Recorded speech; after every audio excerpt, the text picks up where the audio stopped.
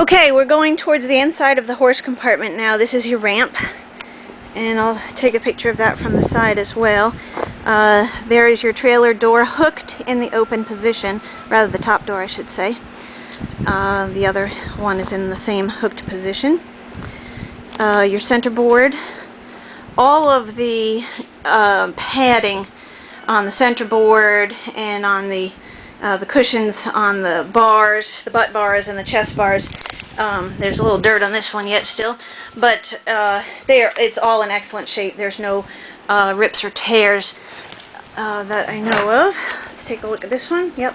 No, everything is good there. Like I said, padding is good. The nice thing about this trailer too is you can see it's about almost to my first joint finger there.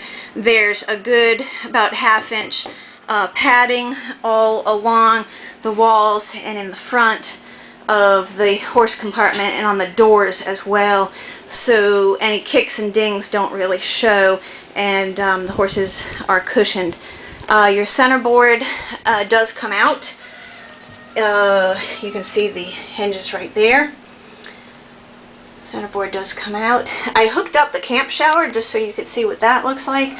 At the very top you have the pump that turns on, the electric pump turns on, and then you've got the camp shower on the right hand side. That's the heater with the propane tank. You've got the spigot in between which turns on the water, and then you've got your shower head on the left hand side there. That all comes out, and I think you have some still photographs of just all you have left is the thing that turns it on, the pump electric thing on top, and then the spigot on the bottom. You were asking about tying the horse's head. That is that piece or joint, I'm at a loss for words today, thingy there on the wall.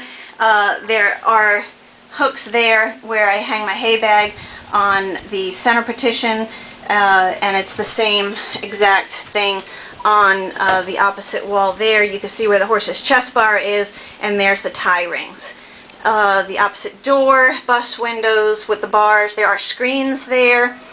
And if I go to the ceiling, which I know you're interested in, there are the two roof vents which open either backwards or forwards to allow air in for the horses. There are interior lights, and those come on with a switch that is in the dressing room.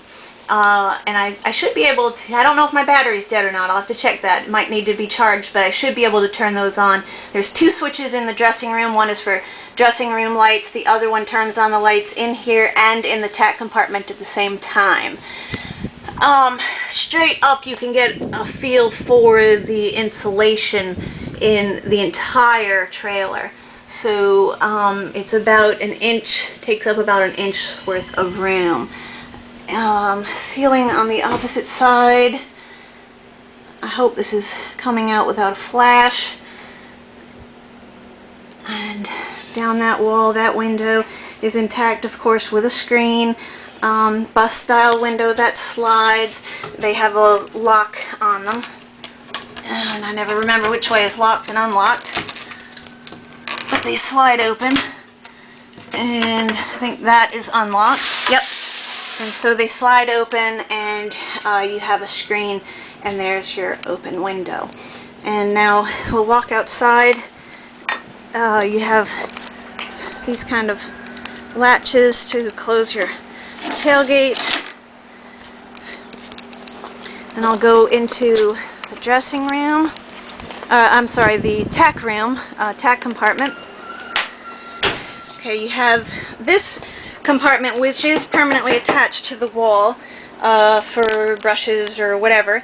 What's sitting in there right now, this is the teak thing that I stand on when I take my shower.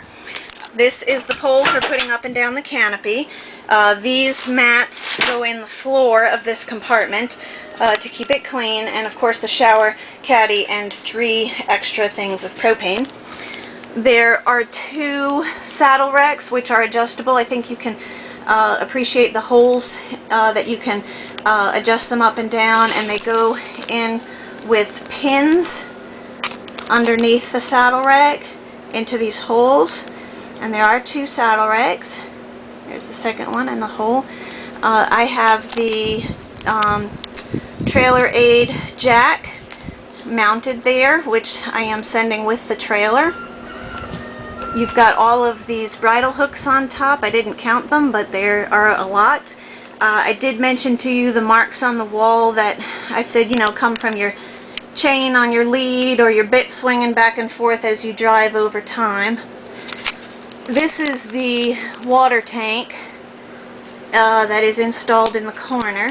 I'll get inside and show you that in more detail, but you have the spigot right there, which you can attach a hose to and get your water directly for your horse or hose down your horse. And then on the bottom, it's plumbed into this pump, which goes up and into the horse compartment. And I forgot to mention you have that blanket bar there too. So that is the brand. I think this is a 25-gallon tank, and it fills from the top. And then there is a valve on the bottom which you can open, and it flows out through. You can empty your tank. It flows out through the floor of the trailer there, and that way you don't have any water freezing or anything in the winter time. Okay, and so now I'm going to go into the dressing room, or the living quarters part. Give you an idea of what it looks like with the screen door. This is just the screen door on the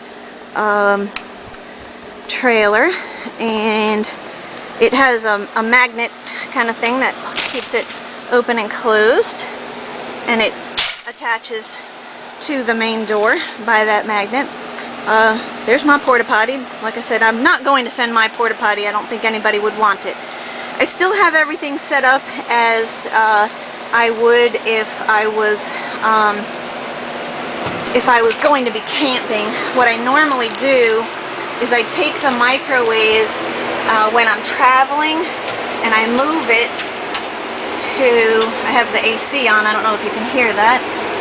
I move it to this wall, and then I take a bungee cord from the bottom over the top to one of those hooks, just to keep it, it is permanently mounted on this frame, but to keep it from swinging around.